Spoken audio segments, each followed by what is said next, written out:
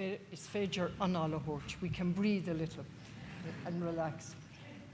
So, a híisi, a phríomhreithimh, Ari, bhuail cóirla an Stát, bhuail an Oireachtas, ambassadóri, ceannairí aglista, agus ina úsle fad, chomh maith le an céad ara an tuaisceart, Michelle Smith, agus na ceannairí eile ó gach cairn den tuaisceart.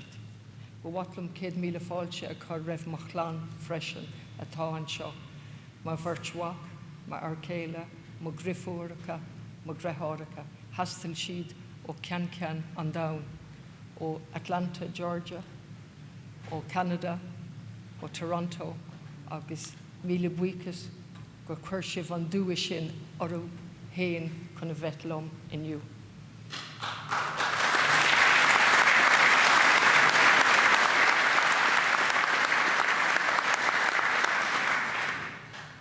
I stand before you humbly and proudly as the 10th President of this beautiful country.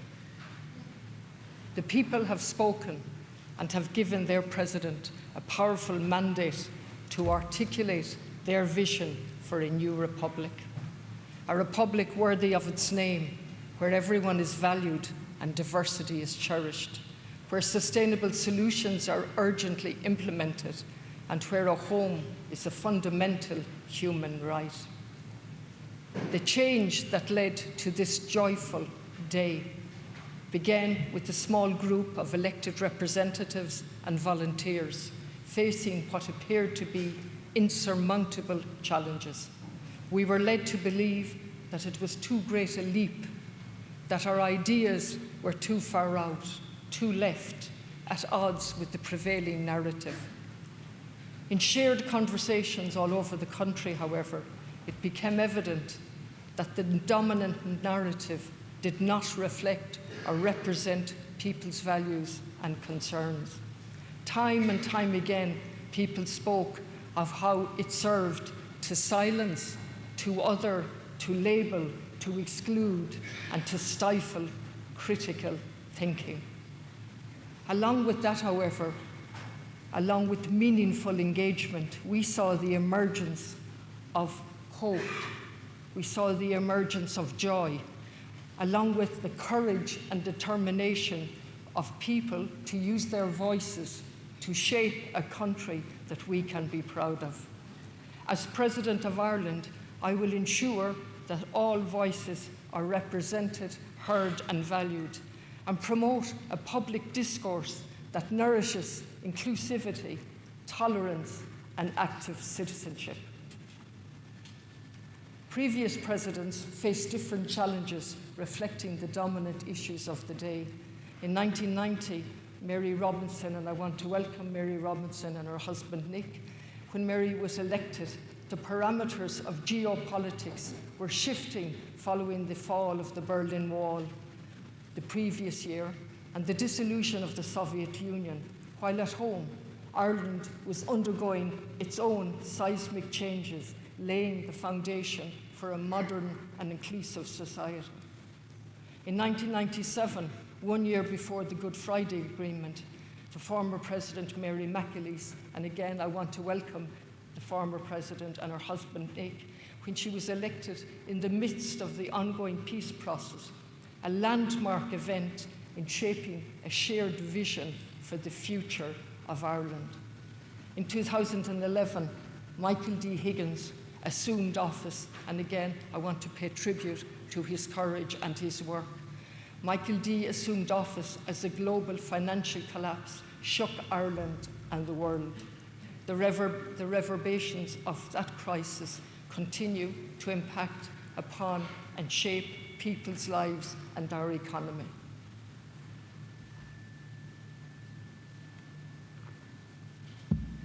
Now in 2025, as I assume the privilege of office, we face existential threat of climate change and the threat of ongoing wars. Both, of course, are inextricably linked. As I speak, I am acutely conscious of the 165 million people currently forcibly displaced from their homes and countries due to war, famine, and climate change. We cannot turn back the clock nor close our eyes to these realities.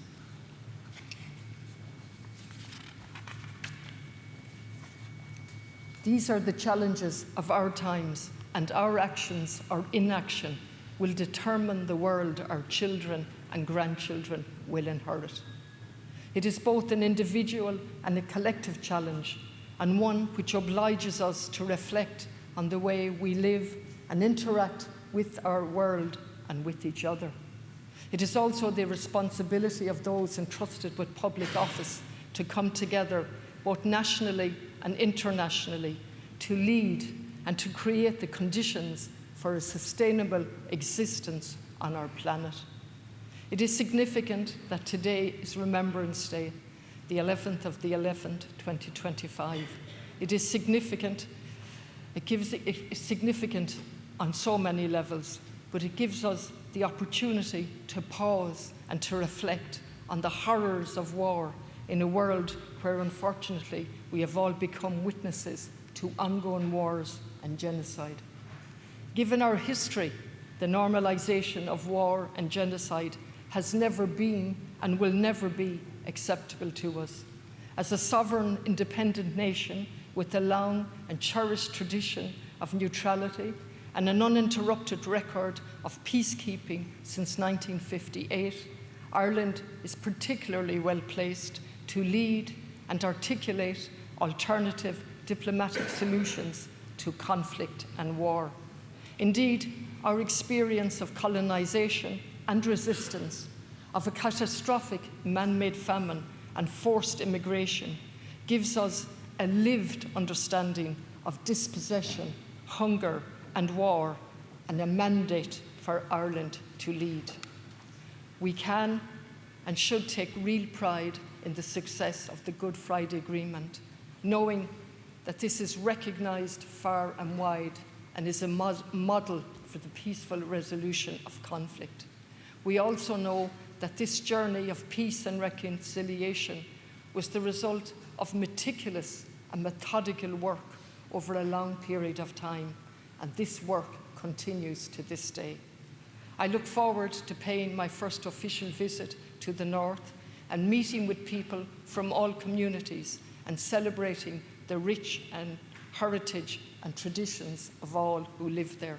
I am particularly conscious of Article 3 of the Constitution, which sets out in detail the firm wish of the Irish people, the Irish nation, to have a united Ireland, albeit with the conditions set out very clearly in that article consent. As President, I will foster an inclusive and open dialogue across the island in a manner that highlights and recognises our similarities and respects our differences. I want to acknowledge our large and growing diaspora. There is hardly a family on this island that does not have a personal experience of migration. On every continent, our immigrants have put their ingenuity and hard work at the service of new homelands. Yet, they have kept their love of Ireland and its culture deep in their hearts. I hope over the next 7 years that there will be many opportunities for me to celebrate with them and share our experiences. I have never believed more in the spirit of this country. Having travelled the length and breadth of the island, I have witnessed it in every county, in every corner of Ireland. I've heard it in the music, the literature, and the dance of our people, in the deep tradition of solidarity and decency that continues to be the dominant force behind our people. I have felt it in the quiet dignity and stoicism of those who simply keep going despite the very real challenges that they face. I sibse muintir na tíre, cos muintir na tíre, a cosúorm, agus mé fud na tíre, a spraig mé agus a spraig mé Éirinn le linn an achtas. Sibse a hui agus a héin in glech le aspi seirbhísí agus riachtanas gach lá beo aspi nar ceart a bheith fós an I tír atá có sever. Spraig sibh mé le bhfuair nuachtacht agus bhfuair flathúlacht, ag roinnt bhfuair scéalta agus taithí lom go fíl. I sibh se a thug agus a thugann misneach dom, misneach a bhainigh mé úsáid as inis, agus a thugaí mé agus mé ag gobar bhuair son mar Uachtarán. Nóir, tá táhacht na teanga chun anam agus spirid na tíre a thabhairt chun cinn tuige agam le blianta fada inis. Anam agus spirid a bhí cara fí cos le blianta. Bíag sin den gnó de bhar smach na díoránach nó de bhar neamhard, neamhcúram nó aspa tuiscinaí. Tír gan teanga, tír gan anam, agus is fíor sin mar nuair atá a teanga nuachta ní féidir leis an tír nó aon tír a míanta, a luachana nó a spirid a chur in nual. Cuireadh ar teanga orsa ar sinsear, teanga ina bhfuil spirid ar sinsear agus nádúr ar tíre le mothú I ghuiile focail sa dara áit, gan meas nó úmos tugadí. Clucú chrí an muinsear nuair a cuireadh stop lo úsáid a bhaint as a teanga féin. Teanga a chuireann mothúcáin agus chrí in nual le cuiile ocail. Ach scuilemis le céile inis leis an bhatí sin, ligamis don Gaeilge bláthú. Éistemis lo siúd ar fad nach bhfuil wethe ach aitheantas a bheith tugadómh mar Gaeilgeoirí ina tír féin agus in úmóstómh agus dúine. Gaeilgeoirí, Gael agus lucht fólama na Gaeilge. Ní sa gúine a labhairt go híseal a bhés an Gaeilge san áras, ach sa céad áit mar theanga oibre agus baisí a labhairt ar fud na tíre go misnúil, go fillete, go ceolmhór, faoi mar atá cliste agam agus mé ar fud na tíre. Agus dar nóí déanfar í a labhairt go húdarásach agus gan éon drogal nuair is gá. Mar ocail scur, to conclude, I believe that the President should be a unifying President. A steady hand, yes, but also a catalyst for change, reflecting our desire for a republic that lives up to its name. I will embrace the role of the President with dignity, determination and courage. Garamila Maka.